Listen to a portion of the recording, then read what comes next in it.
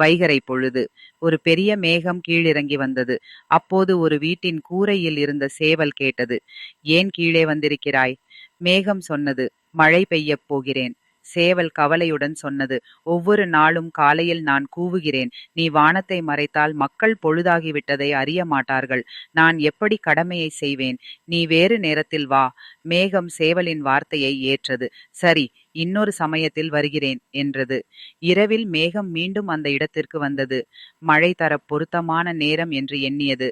அப்போது குளத்தின் அருகில் இருந்த தவளைகள் கேட்டன.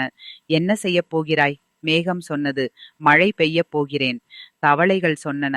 இப்போதுதான் நாங்கள் ராப்பாட்டு பாடுகிறோம். பூச்சிகளும் எங்களுக்கு பதிலடி பாடுகின்றன. இப்ப நீ மழை கொட்டினால் எங்களின் பாட்டு முழங்காது. மேகம் யோசித்து, இவர்களின் சின்ன மகிழ்ச்சியை நான் கெடுக்கலாமா என்று நினைத்து அங்கிருந்து நகர்ந்து சென்றது. மறுநாள் பகல். வெயில் கடுமையாக இருந்தது. மேகம் திரண்டு இப்போதுதான் சரியான நேரம் என்று முடிவு செய்தது. அப்போது மயில் ஓடி வந்து கேட்டது. என்ன செய்யப் போறாய்? மழை பெய்யப் போறேன் என்றது மேகம். மயில் சொன்னது. மாலை பொழுதுதான் நான் அழகாக ஆடுவேன். அது பார்க்க மக்களுக்கு சந்தோஷம். நீ பகலில் அல்ல, மாலையில் வா. மேகம் மயிலின் பேச்சையும் ஏற்றுக்கொண்டது. சரி, மாலையில் வந்து பெய்கிறேன் என்றது. மாலை பொழுது மேகம் திரண்டு வந்தது. அப்பொழுது மைனா, புறா, கிளி, காகம் முதலியவை மேகத்தை நிறுத்தின. அவை சொன்னன. இப்போதுதான் நாங்கள் கூடு திரும்புகிறோம். மழை வந்தால் நனைந்து பறக்க முடியாது. குஞ்சுகள் எங்களை காத்திருக்கின்றன. மேகம் சிந்தித்தது. அவைகளின் கவலைக்கும் காரணம் உண்டு. அதனால் அது மீண்டும் நகர்ந்தது.